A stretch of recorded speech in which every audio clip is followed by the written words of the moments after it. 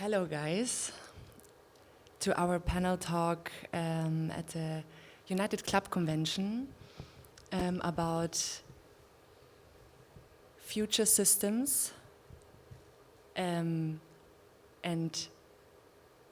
from intrinsic shift to collective impact.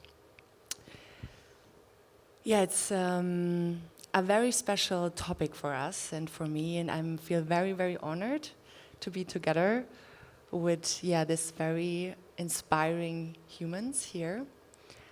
But before we start to talk about ourselves and the topic, I would love to invite you to maybe shortly close your eyes and arrive in the room. Because often when we start to talk and to listen or to consume any information, we have sometimes the behavior to go out of our bodies and forget how we feel and how we are present in this moment. And this whole panel is not about performance, it's actually about presence. And it's about deep listening, and listening not just to the words we talk or the stories we tell. From the mind, it's really what do we feel and how it lands in our body. How are you here today? How do you feel right now? And maybe you want just to take this moment to make a deep inhale through your nose and exhale through the mouth. And exhale.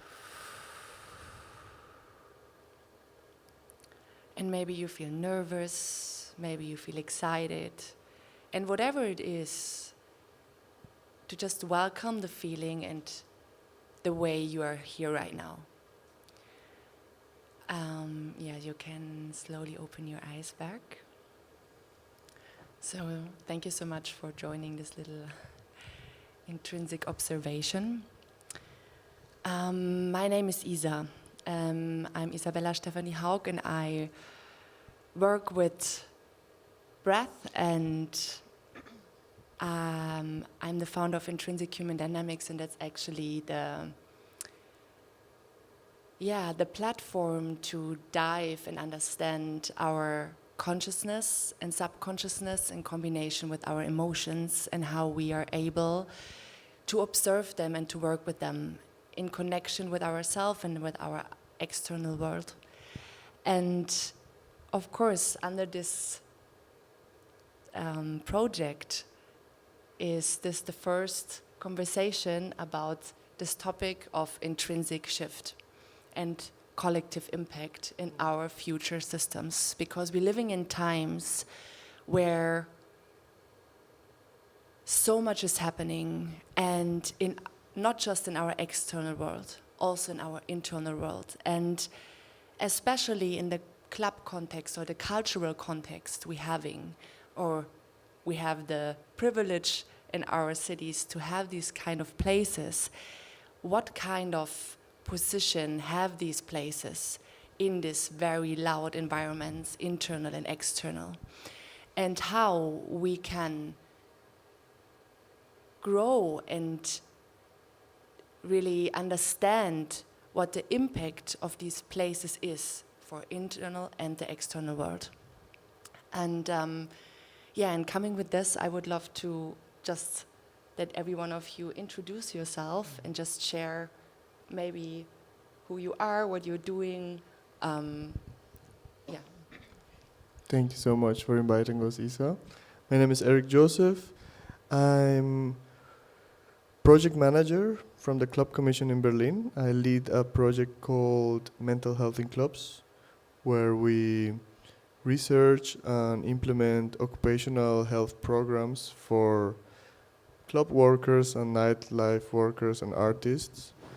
This looks, holistically speaking, it's a program that has from coaching, trainings, breath works, sessions to psychological counseling, therapy. So we enable an offer for the clubs as companies, as organizations, to further develop themselves into a more resilient organization to support the people working in the nightlife, to make them more resilient. And we offer resilience tools and trainings for the nightlife workers based on the topics of the culture and nightlife. That's my main job, and I guess that's why I'm here as well. And as well, I do breathwork together with Isa. We do sessions. We did a beautiful session here today, and very happy to be here for this first conversation, this first dialogue. Thank you. Hi, my name is Prateep Beed. My background is in psychology and neuroscience, and the last topic I ended up researching was the use of psychedelics for mental health and self-development. I moved away from academia to establish something of my own, so I founded Neuro360. The concept is very simple: at very busy events or conferences, to create a space for mindfulness and also a resilience room for neurodiverse attendees. And I think this should be like there at most events, because we all are at different levels of stimulation, overstimulation. So this is what I'm doing. And I really love raving and the nightlife. So whenever I used to go partying in Berlin, people asked me several questions. And this kind of gave birth to an idea of the second thing I do out of pure passion is Science of Rave. That is bringing different scientists working on different topics onto the raving field, and then we actually like rave after the scientific inputs. So this is just a fun thing that we do. But we have got a lot of resonance from a lot of big clubs in Berlin, so we are trying to establish this as a permanent format in many clubs. Yeah, and my name is Laura, and I'm very justice driven. So I landed in public administration in Berlin, and I'm working there since 2011, so quite a long time. My focus is there the HR part, but also organization-wise, and with main focus diversity. So for me, it's I'm working in the system to change it, which is yeah, we have a lot of work to do there, but it's also very important to create this systemic change for more diversity, for more inclusion, for more social justice. And I also study, besides my work at the UDK, leadership in digital innovation.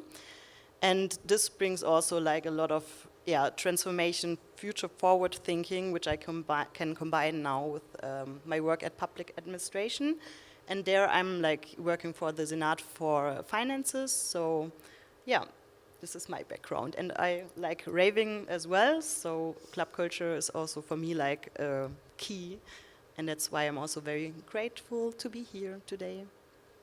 Thanks, Isa, for having us. Yeah, thank you guys. Thank you so much for sharing where you are from. I'm just always so inspired what you're doing. Honestly, it's just, really lights something up in my heart, because I think it's so important that we have people like you in our systems, and also outside of the system, in our clubs, to understand what it means to feel ourselves on a very different level. And also allowing to detach from the structure we are all grown up within, and understanding that culture is part of the system, but it was especially happens in culture is something what is sometimes very underestimated. And and I think that's why it's so powerful to have you here and to talk about these topics. And I mean, this question now, I ask to all of us there here in the room, because every one of us has these kind of situations in their life. They cracked us open. We all had these moments where we really understood something on a very much deeper level than ever, where something happened where we felt like, okay, wow, this is something what I will never forget and what will change my life forever. We all have these moments. And these moments have so much power to really bring a vibration and an energy in our life what is able to make us behave differently every single day.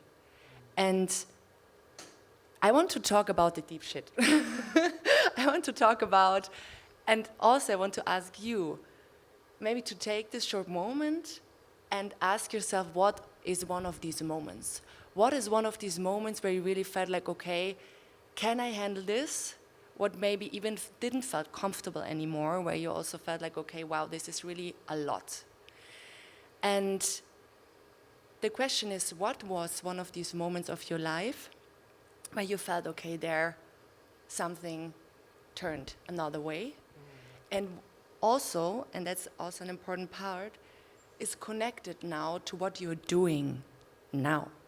So what was this moment who brought you here to talk about what you're talking about right now? I can start. You can, whoever wants. I think it was when I was 16 years old. I'm from Colombia, but I did an exchange study when I was 15, and I went clubbing, abused of drugs back in the days, very young age, and really ended up in like hospital, very chaotic. When I come back to Colombia, thanks to my dad, he showed me like these methods of consciousness called Sedona method, and then yoga. And through that, I remember one day, like through the Sedona method, I arrived back to the consciousness of my body. And one day in a yoga session, I was doing breath work, a pranayama, and I felt this rapture, this sensation of expansion of my body, that I felt that I was not anymore my body, but oneness with everything. And I felt very warm, and I started laughing like crazy, laying down. Everybody was like, okay. And this experience of rapture stuck to me and has been always an anchor towards and a motivation to enable this to people. Like, I want people to be able to feel this sensation of oneness, of consciousness, of infinite consciousness, of awareness, which is tapped with compassion, with love, with intuition, with this deep intelligence of that is inside of us, besides our mind, besides our ego. And how is this connected with this? So this is, I would say, a spiritual experience. And now I'm doing this structural project called Mental Health in Clubs, where we do occupational health with a focus on mental health. And I saw somehow a doorway in the today's society, how to bring consciousness into a workplace, into the ecosystem I'm from, through this topic of mental health, like in codes, in a language that is more digestible. So of course we do transformational organization trainings, and we offer as well mindfulness trainings, and we offer breathwork like as part of it. So to kind of like open the door into these experiences of consciousness, which I find fundamental for communities. And sometimes you don't have to experience this to be connected with love, with compassion, but sometimes it can be a doorway to really be in tune with this higher vibration of love. So yes, that was the moment and why I'm doing what I'm doing somehow. Thank you so much. Very, very strong. Thank you for asking. Yeah. I try. It will be tough for me to share this, but I will. So I was like, my childhood was very like brutal in a way. Like my father was an alcoholic, and I grew up in this Christian family. There was a lot of shame, and we didn't like talk through the things. And Actually, I didn't remember like nothing at all from my childhood. There was just like a big black box, just like maybe 1 or 2 pictures, and I can imagine some stories behind.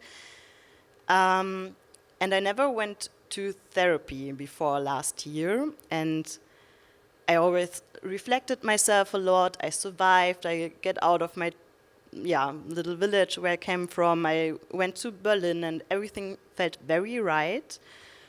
And then, our path crossed, and I realized how numb I am. Like, I didn't felt pain, which is like I could burn myself, and then I looked at the mirror, and then I was like, whoa, where is this like burning stitches or whatever like coming from? So I was very numb in a way. And 2024, like not that long time ago, I found out through my sister that like my father had abused us, like me, her, my cousin, like in a sexual way. And I was a child, and I was never able to look at this because, of course, like I dissociated. I put my whole body and my mind into pieces. I buried them. I didn't remember nothing.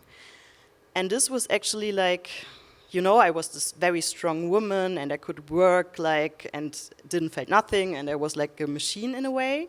I was very controlled, very like in this hyper-focus, perfectionism thing. But I also was not sensitive. Like, and this shift came in 2024.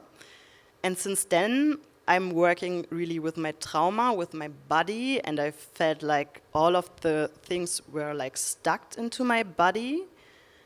And now they are like, I'm still in the process, of course, it takes a while. But my body is changing. And because I'm in public administration, of course, I wanted to have justice, like, for like all of those people who have no justice and have no choice. So this was my way to go into public administration, to, give people and children and like people like in this state of mind, like some shifts. And this was also my personal shift, like really to go into this, to look at myself, to look at my shame, to look at my grief. Like the last year, I never cried for like 25 years in my life, I never. And like the last 1.5 years, I cried like so many tears. They came all out, and I'm still in the process, but I also reflected how this is like changing a lot. Like, how can I connect with people? How can I trust other people?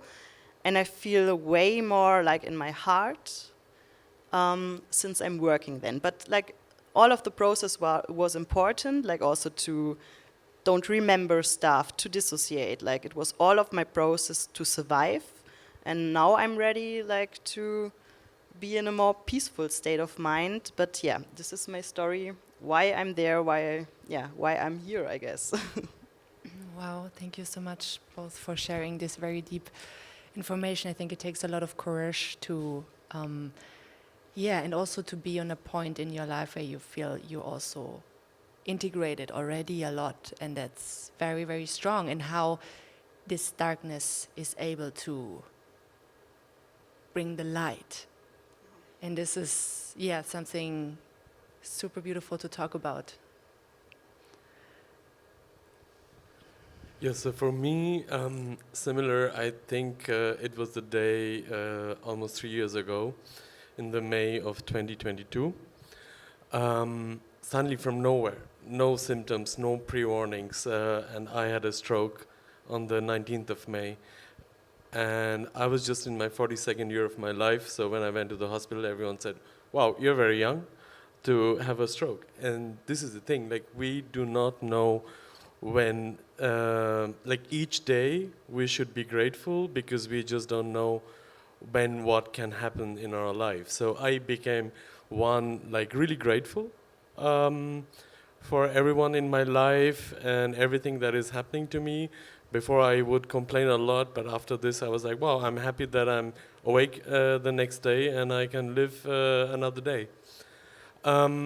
Based on this experience, yeah, I didn't even know like if I would be able to ride or walk because my entire right side was paralyzed. Yeah, I learned like if you have the will, then a lot is possible, not to give up, but to fight through it. And this also moved a little bit my focus from academia, where you actually do good research, do a lot of good work, but you never see the impact of your efforts. And that's what I wanted to do, more applied stuff. I studied psychology, I studied neuroscience. There's so many ways in which I can work with other people like musicians, architects, urban planners, where I could actually apply that knowledge and create something wonderful. And that resulted in me thinking a bit more widely what I want to do, how do I want to apply my knowledge, and kind of stayed firm on my belief that mental health should not be an elective, as we often do. It should be as a regular habit as possible as we take care of our physical health. Almost all of us have a gym membership somewhere or the other. But what are we doing for mental health on a day-to-day basis? You always say, hey, not today, I will do it tomorrow. But it builds up. It builds up and you never know when it gives way. So to be more preventive, and more fundings and initiatives are going in this. The healthcare is also shifting a little bit to be more preventive than being curative, because once we move from the healthy to the other side, it's very difficult to shuttle back to the healthy pool. So this is my intrinsic shift, would be much more aware of where I am, who I am, how I'm feeling, my borders, my efforts, everything, that I take care of it and I take my own note of it. Boom. Aho. Wow. Yeah, thank you. I'm just like, wow. Thank you for this honesty. Thank you for this vulnerability. Thank you for just being like real. I think these kind of conversations we have way too less. And I know this activates truly in the body. If we talk about these things, this activates. This is not just something we like here, goes in and out. This lands in the body. So now I would love to invite you to maybe again close your eyes for a moment and really sense in yourself, where are you activated right now? Because if we get information like this, our body is reacting maybe in a way something is maybe you start to get in resonance. You've had resonance with someone of these sharings, or maybe you even felt rejection and felt like no, or maybe you even stepped out of your body or went out of the conversation in just a way of like having thoughts in between. Everything is fine what you had right now. It's more about just observing what happened. And maybe also for you here in the crowd, what was a shift and a timeline in your life? What was a moment where you felt, okay, this is a moment of change, and it maybe even broke something first, and it hurted a lot, and you didn't know how to handle, but it brought you here right now in your full strength and in your growth, and it was able to transform you in a way what you're doing right now. Maybe you can connect with this piece of yourself and just giving some gratitude and attention for that. Maybe you can integrate this practice a bit regularly, because we forget sometimes to really thank to the moments and the pain we were able to solve. And so thank you so much. And what I would love to continue is, because all these moments, they scream for resilience, and they scream for how, for a big how. And I mean, you shared a bit about it, but what was your main practice? What doesn't have to be too long, but maybe like just a short sharing or maybe also recommendation you would have for the people that are here or listen to this later on. What would you share? What was your main practice or, behavior you integrated to support you? I can Who start. feels first?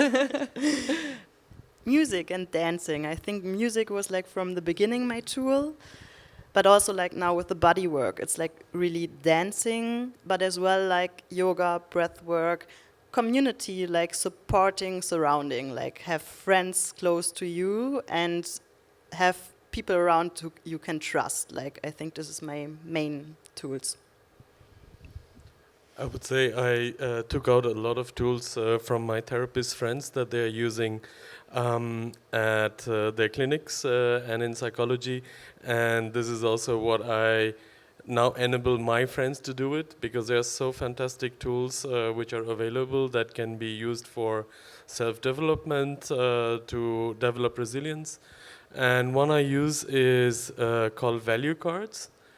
And there are like lots of values. For example, intimacy is a value, open-mindedness is a value, courage is a value. And then I always say, okay, what do I want to achieve? What do I want to get? And what are the guiding values for this? So from a list of 80 plus values, you have to narrow it down to 5 values. And then your actions, whatever you do, should somehow align to these values.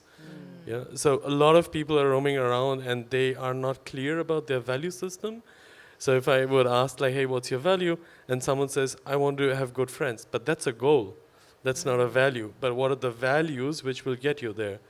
And this helped me a lot to identify my own values at that time, what I needed to do. Wow, super beautiful. Like both of your sharings, dancing, I mean, where we are right now. But this is actually exactly what is the goal, what I would love to share and to bring in our awareness, that this connection about value system and also how we can work with the body, how this can really impact or is impacting our health and our whole transformation in our past. They're always not easy for nobody. And and maybe you want to also ask yourself shortly, what is a value you have for yourself, what you need to feel good? What is a value? Like, could you maybe give again like an example, what kind of values they could look like? Maybe that the people can also take something directly from that. Right, so honesty is a value. Open-mindedness is a value. Curiosity is a value. So there are like lots of not hard work. It's being rigorous is a value. Being truthful is a value. So these are all values, but it's not that if you say like, if you choose 5 values which you need now, let's say for 2025, I would like to identify 5 values that is important for me for 2025, doesn't mean that all the other value systems are not important to me, but this is the nearest values for me, Yeah, and how people can find out about their value systems? How would you choose that? Do you think it comes naturally, or how can, just imagine someone hears that and was asking, okay, what could be a value system? Do you have a tip? Yeah, you just go online and Google value cards, and then you can play this game online. So there you have to separate these cards in 3 columns. Values that not important right now, somewhat important, and very important. And in that very important column, you have to, from this pack of cards, identify 5 values for you. Yeah, there are like online resources for this. Amazing. And you can play this game for yourself, with your friends. It's a challenge. Wow, it's super powerful. It's very difficult to sort these 5 values. It's very difficult to come down to this last 5 because you need to give up some other values which you think that is me. But is it serving you at this moment? Like Laura said, like being perfectionist is a value, but is it serving you at this moment? Right. Boom. And to recalibrate your systems. Yeah, thank you so much for sharing and also detangle that, because this is, I think, what helps people a lot, like really to understand the understanding what is a value and what is serving us, like you said, like what does this mean? What does serves? What is serving? And this is really how do we feel better? And for example, like expressing myself to dance, like this is like I think part of the value system. So super beautiful. Thank you so much. Like yes.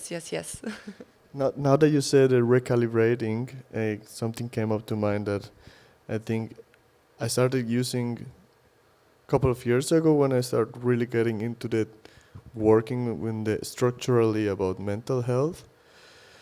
And he's doing this circle of life, like as a regular. I do like once a month, once every 2 months.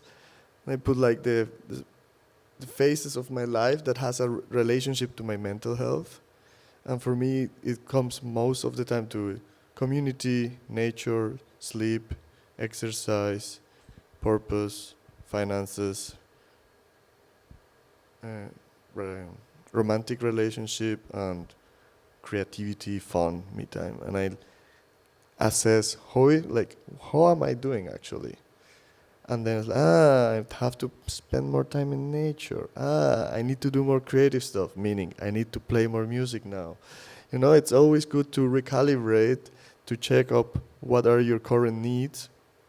And this is a exercise of mindfulness at the end, that it's not static. You know, we're so dynamic. Things are changing the whole time. We're such a cyclic beings that last month I was needing something and now things shifted and now I'm needing, for example, more nature. I realized definitely I need to go out more to nature. I need to get out of Berlin. Thank God we did a trip to Chemnitz. Now we're here enjoying. Hopefully we go out in the nature later. Yeah, so when I understand it right, so you're also talking about really being reflective on some specific parts in your life that have a really impact on your mental health. Exactly. And these parts should be balanced. Yeah, they should be. They all have a equal influence on my mental health, or mostly. So I should be satisfied with all of them. Yeah. And if I'm not good, if I don't feeling good, sometimes we don't know why. We just feel we're off, and you're like, why? And when you do this, you're like, of course, I'm eating shit. Or I'm not doing exercise.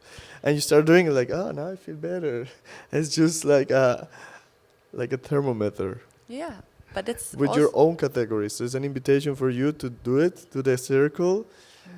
These categories is related to the definition of mental health, but you can decide by yourself in your own introspection which elements are super important for your well-being. And for example, community, which means friends, and not only friends, but me as a Colombian, my diaspora, my Colombian and Latin friends in Berlin. I realized last year I was only working, doing this project mental health, doing retreats, doing breath work. It's fuck, I'm not doing music. And I realized community was going down. I was I really want to create a space for my Colombian friends, with Latinos, where we can do techno and electronic music. And out of that came motivation. And now we started a event series called Dale, which is from Latin Club, which came up from realizing among many times fuck, I'm missing my community in this sense. Okay, so when I understand it right, and also how I understood all of you, that you would say mental health or our overall health has to do with more layers. Definitely. Of our humanness. And it's really about understanding our humanness, our human needs. It's not about only finances, it's not only about the job, it's not only about the family, it's the combination of more things, sometimes more, sometimes less, in different phases of our life. But it's, sometimes that we get taught that we have just to focus on that job, we have just to focus on that, and then we get lost in that. And actually the diversity of the being gets lost. Indeed. So, and these are tools, they're helping us to connect. Yeah, like in one session that I did with a group of 10 people, it was quite interesting, the values which came up that was common to this group.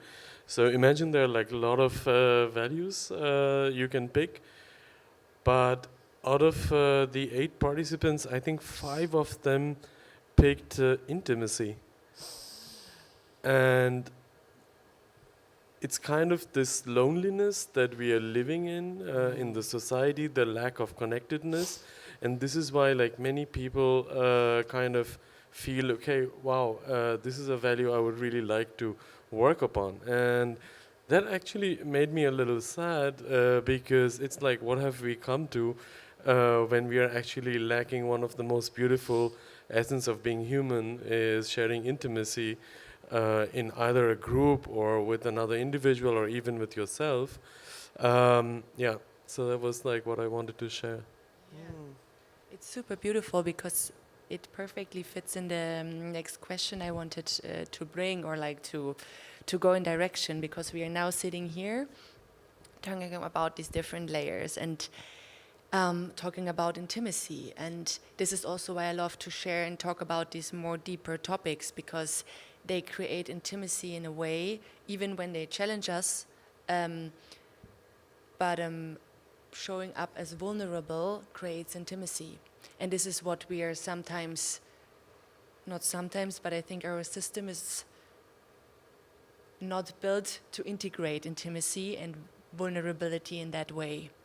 So this is why this talk is so important, why you are so important right here, and why this whole event today is so important. Because coming together and making breath work, having something for the kids as well, like getting there also in integrating the kids before, like the workshop what was before the breath work, and having the breath work in community, being there in intimate, talking about experience, talking about emotions, sharing emotions, and of course, and this all is connected with our shadow, with our darkness, with our experiences we had that we are not so happy with, and sharing it and being together. We are not alone.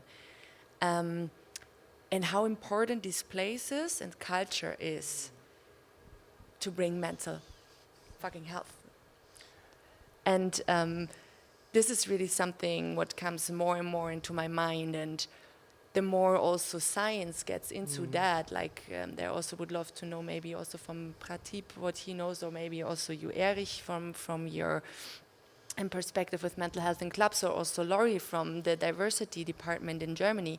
Like, how is our system understanding this importance, and how is your feeling about that? And maybe you just share your perspective, how you see what is maybe lacking, what we need right now, and what needs our system to understand more.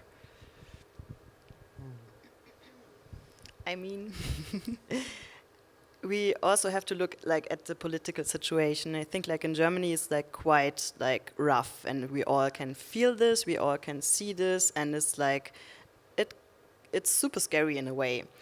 And like, I think we need to be clear that this time we're living in now is like a completely chaos time. We don't know what's happening there. Like, everything what we build it is like maybe not enough for the future, because also like the technology is like going forward, and like we need a change. This is like something which is like so sure, and I think this change will come. Either we create it like this, or it like the system will fall down in a way.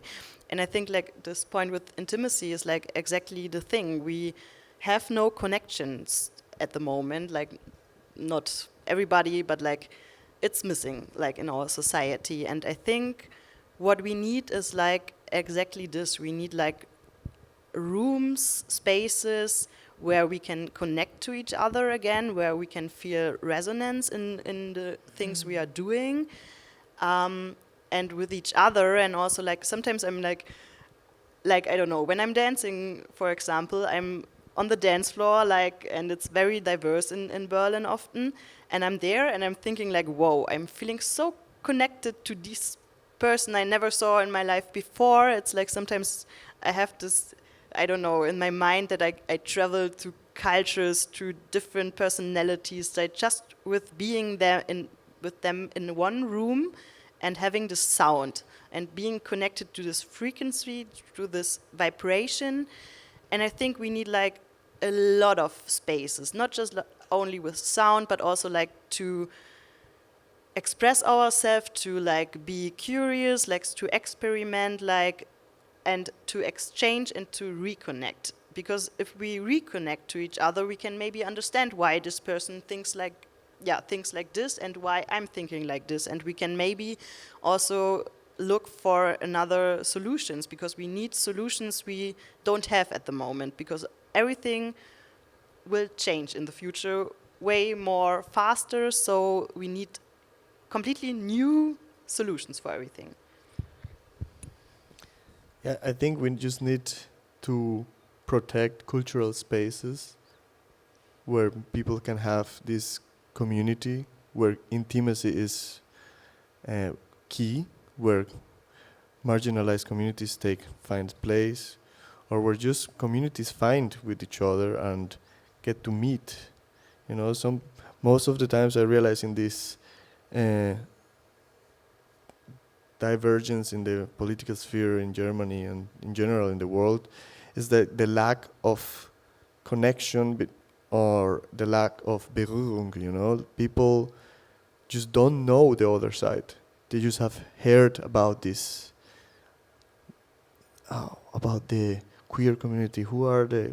About the migrants, who are they? And there's so much stigma, and most of the times it's because has never been a intimate connection, a touch point, which can happen on the dance floor, which can happen through art, through music, and that's why we should, like politically speaking, cultural spaces should be recognized as such.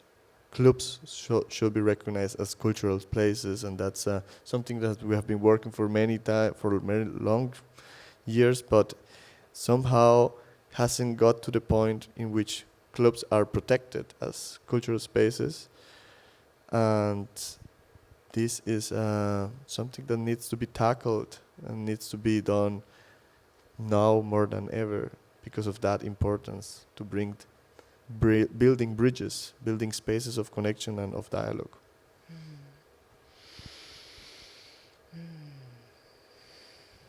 Yes, totally.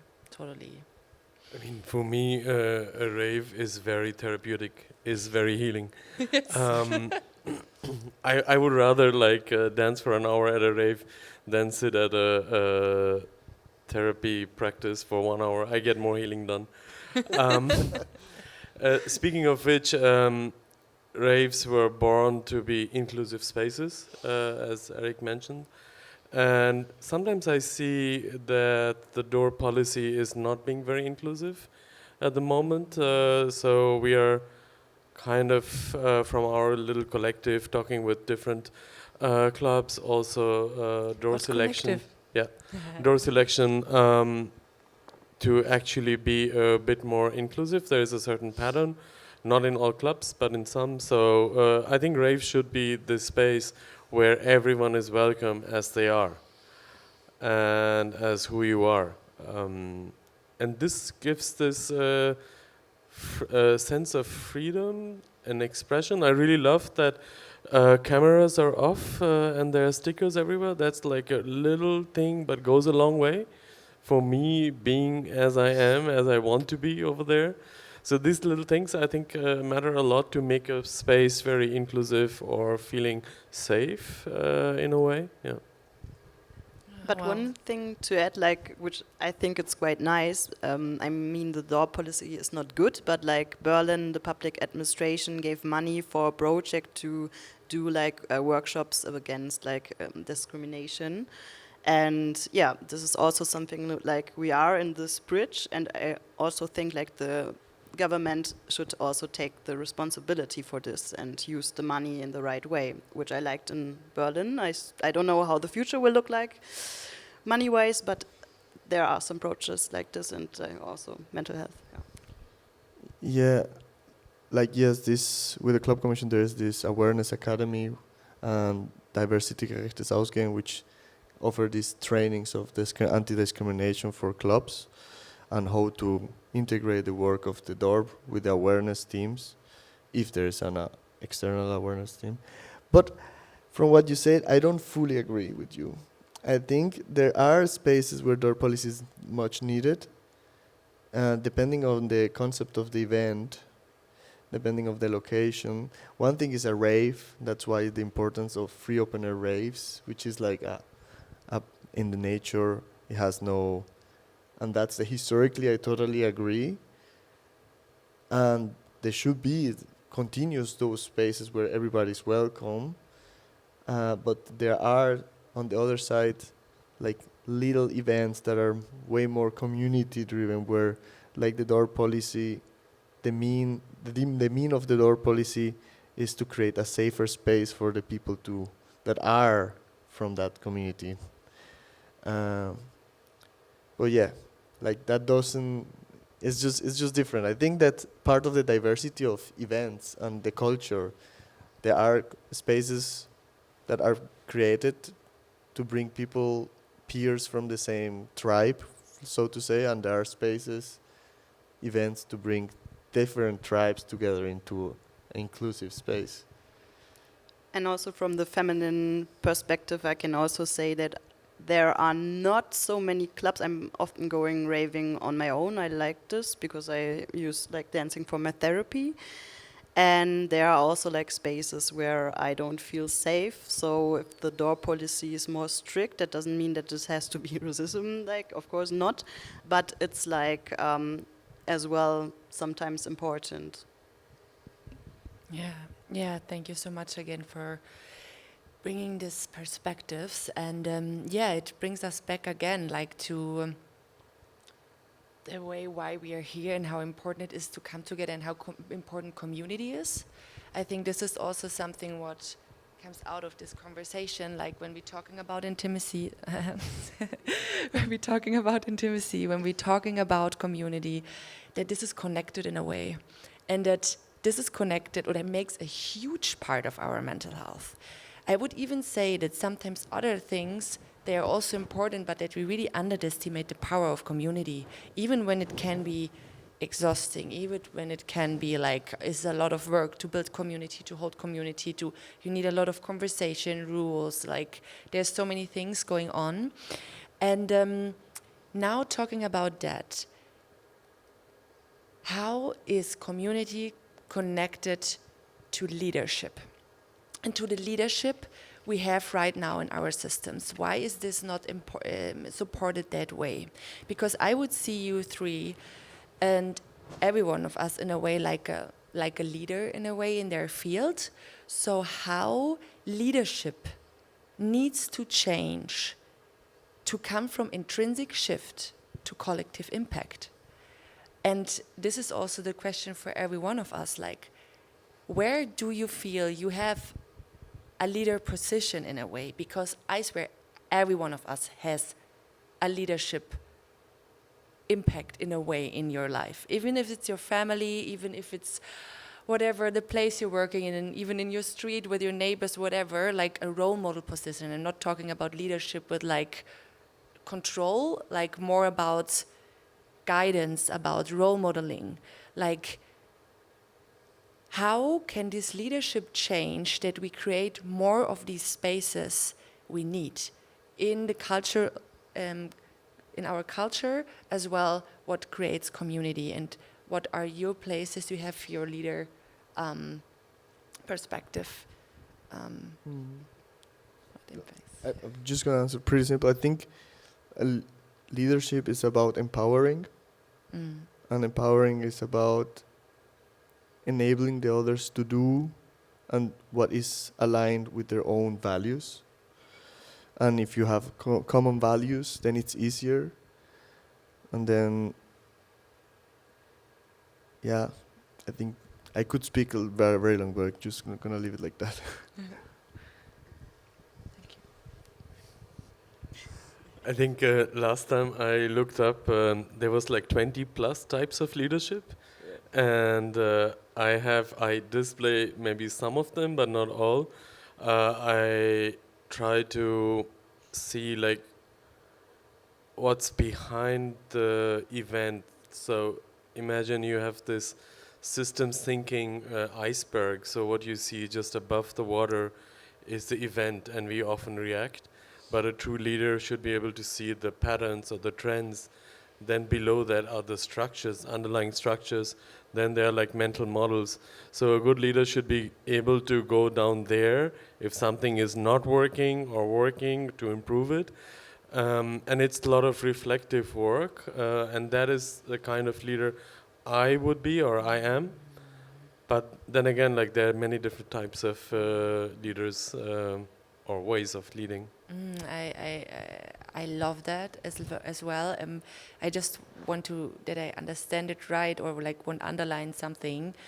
You would say it's about something about self, like listening deeper and understanding and receiving information on a deeper level, not just like what we see, also what we feel. You would say it's also about body intelligence and more multidimensional intelligence to really be able to understand the complexity of a situation and also not reacting on it, like more observing and Taking time before immediately reacting.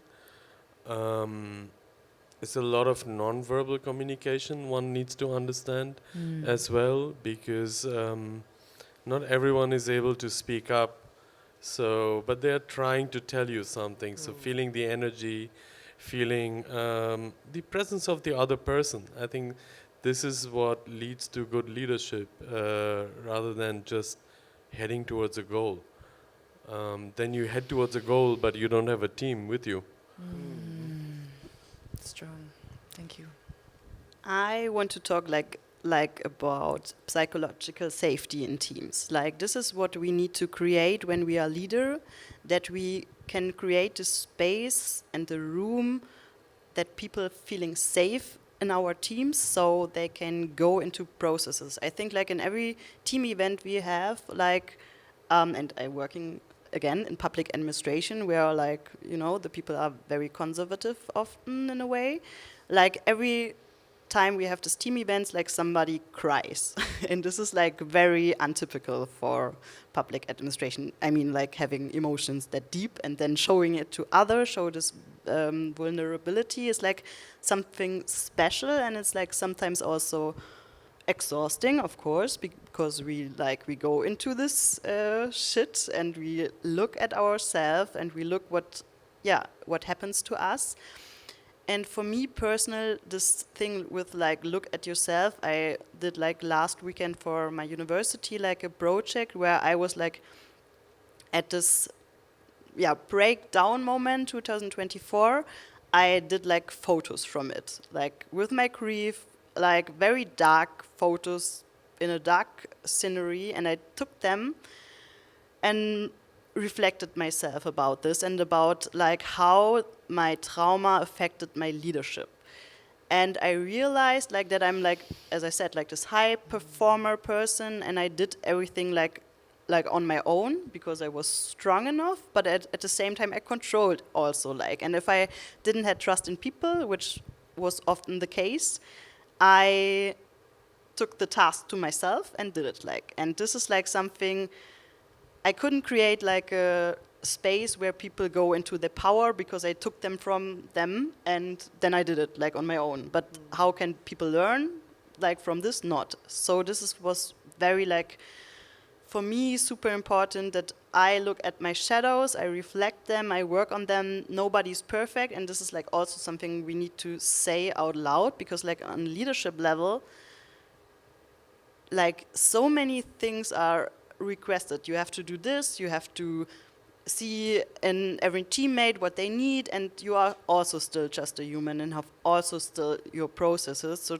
also be just human, like make mistakes, embrace like failure culture, talk about this. This is like also something we need to do, and community is one of the keys because it's like a mirror.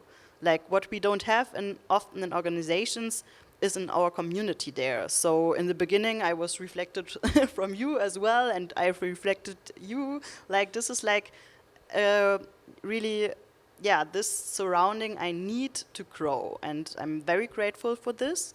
And we also need to have this in organizations, but yeah, we're often not there yet. But this is powerful to cry in front of your teammate and like let it go and go into the conflicts, but on your heart, and show like not just like this working machine without feelings, also show your emotions. Yeah. So it's really about like understanding that we can talk about things with the right intention and also the openness to reflect ourselves as well. Like I think it has a lot to do with also being ready to hold everything what comes with these conversations, or feeling safe, like you said, in the safe space to feel held when we talk about these things. And so to sum it up, because I think I got it from all of you, that it's really about this like creating these frames of safety, emotional safety, psychological safety, and there can intimacy grow, there can community grow, there can conversation grow, and there we can work together. And we don't have to be perfect then, because we can share responsibilities, we can share and understand and accept different opinions.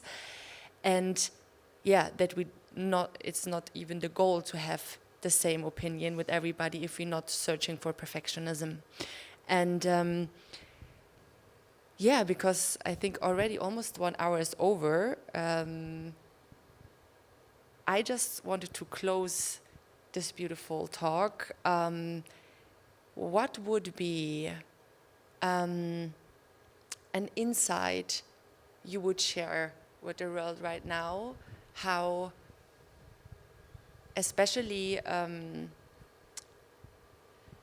I say, a future system, or how we can bring our own superpower for the future systems we need, also or especially in a cultural space. Like, what kind of superpowers you want to bring from yourself, or to grow into that, to close this.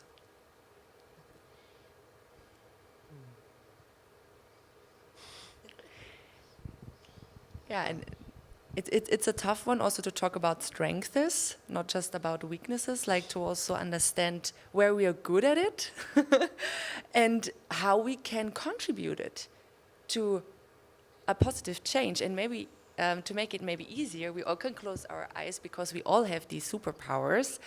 And of course, you don't have to close your eyes. I just always do it because it helps me really to go with myself. And we make also a short deep breath, because it was a lot of like very interesting information. And also for all of you, like, what would be a superpower you carry inside? That was the horn. What you carry inside, what is definitely a contribution for our future in cultural systems, to support this community, to support this intimacy, to support, that's what we're creating here right now. I think every one of us has something inside you, even if you are a dancer, if you're a person who, whatever, makes the food, the nourishment, you make the organization, if you bring like the like information, if you whatever. And I mean, these cultural bases are very complex. So what is your superpower? And maybe give yourself a moment to like listen what your soul is sharing with you. Listening to this little voice that wants to open up, and maybe you want to believe that part.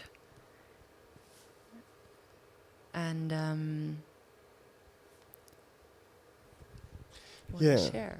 Yeah, for sure. Like, there's two layers to it. I think from the topic of leadership, community, organizations, like being with humans is emotional intelligence. This is something that I see as a superpower. I see as something, one of my superpowers that needs to be brought into organization. Future, especially. Yeah, and now with AI, we see how important more than ever has become to be able to tap into empathy, into compassion, into this sensibility, and as well now more than ever to have emotional intelligence with an intersectional perspective in the sense of leadership, to be aware of power dynamics. And in the other layer is to bring progressive change in the system, working with the structures, using the research, applied research, because that's the way the government works. They just want data. Just do research-based projects to get more attention and funding into this change, which in this case will be bringing mental access, preventive access of mental health in the cultural sector. So yeah, that would be my side. Thank you. I think it's a very big one. I can go now also inside, because I also would say like emotional intelligence is one of my strengths, but also like the whole structure and organization part there I'm like quite good at. And because I accept people as they are, and this is like for me very helpful to work on the structure level. But as well, courage is, I think, one of my strengths, because like going to this new ways, like it means like that you have to go in front and be like sometimes the weirdo or whatever. I'm sitting sometimes in like leadership rounds with like high people and like everybody's shaking hands and I'm sitting there and like, okay, hi. So this is like something you need to have courage for, and this is something I bring, I guess. Yeah, also a big one. Courage, emotional intelligence. Love it. For me, the goal is to be a good human. And this is what I also discussed with my daughter recently. I don't really care what she's doing in school, which grade she's getting, but I think the goal is to be a good human. It's very broad, I know, and there are several ways to get there. But it's a lifelong journey, I would say. So to be humble about this, I do not really care about who has done which university, you work in which company. If you're not a good person, I will not work with you. I love that. This is integrity. Yeah, and this is my standard, and this is how I would choose the community also I would set up. A lot of people define themselves. If I ask like, who are you? They say, I have done this and that. I didn't ask for that. Who are you? It should be answered with, I am this. And this is what I'm looking for, like really authenticity in people. And then, yeah, that's the connection I'm looking for. Those kind of connections. Boom. Wow. Like that, I think, was the perfect closing I would have wished for. I think I learned so much today, and I get so inspired. And honestly, I would love to know also all your thoughts as well, and also all your superpowers and also all your reflections. I mean, of course, we will not do this right now, but just that, I really could feel that you also were working with yourself, and this is also the goal. I would love to also change these kind of panel conversations, that we're not talking just for ourselves, that we are all here in this room, everyone. And salute. And this don't has to be stiff or like really creating intimacy in that way, even when we're just a little around here. But so also thank you for being and for being present, because this is, I think, would be my closing of the whole thing, to understand that we, no matter if we're active in a room or passive, we bring our energy. And our energy we can feel all.